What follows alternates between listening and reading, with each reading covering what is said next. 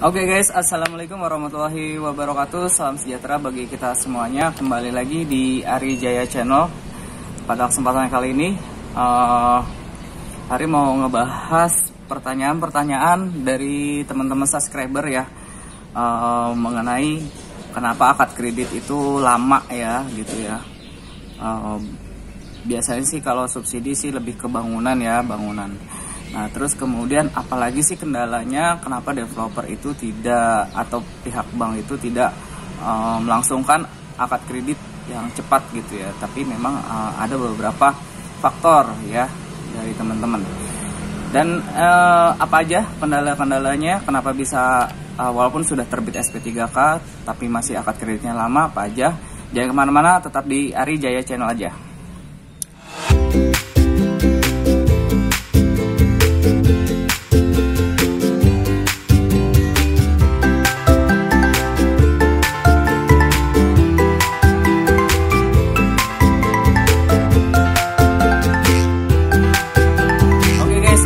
Kita bahas dari pertanyaan, beberapa pertanyaan, tapi yang memang yang menarik ini salah satunya adalah komentar dari Pak Fajri Wiradana.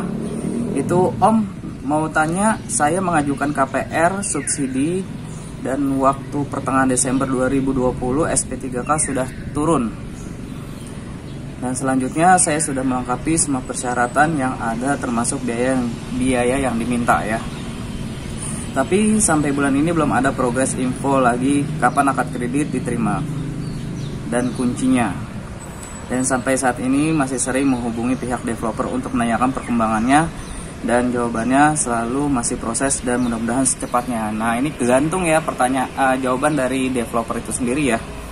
Gitu. Kira-kira biasanya kendala di mana ya, Om, kok lama proses akad kreditnya? Nah, saya jawab satu persatu dari video ini aja ya guys gitu ya, dari beberapa komentar-komentar teman-teman sahabat-sahabat subscriber ya.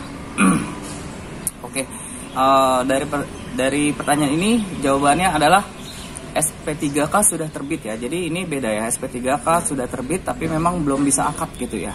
Yang pertama adalah, jadi sebenarnya untuk kamu menanyakan hal ini, kenapa nggak bisa akad kredit, sebenarnya sih bukan ke developer ya, atau bisa lah boleh ke developer, tapi memang yang lebih paham itu adalah pihak bank-bank yang tidak melangsungkan akad kredit cepat ya.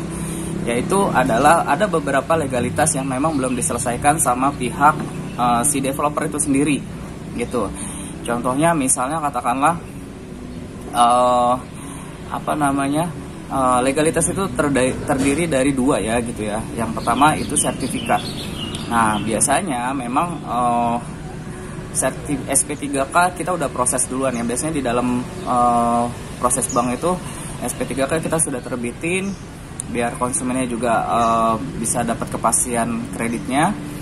Tapi kita terkendala sama sertifikat yang belum pecah gitu ya guys. Ya mungkin bisa ya, sertifikat induk bisa, tapi kita lihat lagi sertifikat induk ini SHM induk ini dari perumahan ini tersebut memang masih proses fixing gitu ya guys gitu. Oke lah, itu masih bisa akad kredit ya, bisa akad kredit cepat gitu, walaupun minimal itu adanya sertifikat induk gitu. Tapi kalau misalnya belum ada, biasanya memang prosesnya memang masih ditunda untuk akad kreditnya ya. Terus itu yang pertama ya, untuk sertifikatnya minimal dia bisa udah keluar terbit sertifikat induknya ya guys, SHM induknya. Terus yang kedua ada legalitas untuk perizinan atau misalnya IMB.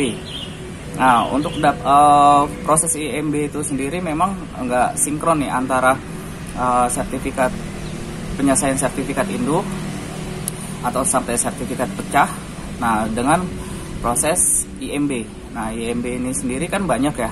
Ada UKL, UPL, terus kemudian ada ada izin saluran air ya, pembuangan akhir, terus kemudian dia juga AMDAL, dampak lingkungan ya, dan lingkungan sekitar, apakah bikin perumahan ini izinnya bisa dikeluarkan atau tidak ya, tidak menyalahi aturan. Nah, syarat-syarat itu sampai UKL itu terus sampai terbitlah IMB induk ya gitu. Jadi kalau misalnya emang terkendala antara IMB induknya juga belum jadi, biasanya memang ya pihak bank tidak akan melangsungkan akad kredit ya gitu. Dan itu dua faktor inilah gitu ya, kalau misalnya kamu memang belum bisa akad kredit. Nah, kalau misalnya ini sudah melengkapi, antara IMB induk udah jadi, sertifikat induk udah jadi, berarti tinggal bangunannya kalau untuk subsidi. Tapi kalau misalnya non subsidi, developernya sudah udah kerja sama inden dan ready stock, biasanya memang bisa langsung akad kredit cepat ya guys gitu. Kalau misalnya untuk subsidi ya otomatis dia harus bangunannya jadi dulu, karena itu udah ketentuan dari pemerintah. Jadi memang tidak bisa akad inden untuk subsidi ya gitu. Oke ya, itu aja pertanyaan yang dari beberapa komentar. Mungkin banyak ya dari inbox dari komentar ini banyak masuk, hampir rata-rata menanyakan akad kredit kapan. Banyak sekali ya gitu ya. Dan saya kebetulan juga di luar, keadaan juga sepi, memang lagi posisinya lagi PPKM. Jadi saya buka masker aja ya guys ya. Tetap jangan lupa tetap jaga 3M bahkan bisa 5M ya.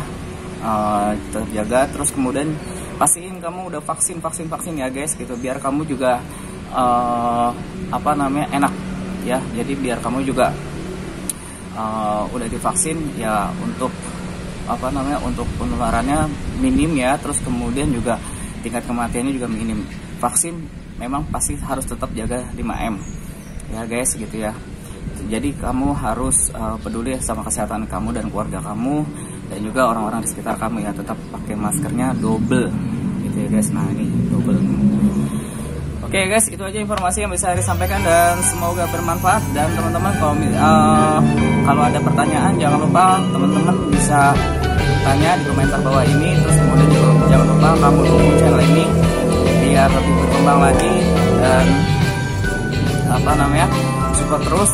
Jangan lupa subscribe. Ada beberapa pertanyaan boleh, mungkin ada yang misalnya katakanlah mau iklan lagi, misalnya mau di komentar ada yang mau iklan rumahnya dia sendiri, mau menjual, silakan aja, bebas gitu ya. Oke, itu aja informasi yang bisa saya sampaikan, semoga bermanfaat. Sukses selalu bagi kita semuanya. Assalamualaikum warahmatullahi wabarakatuh.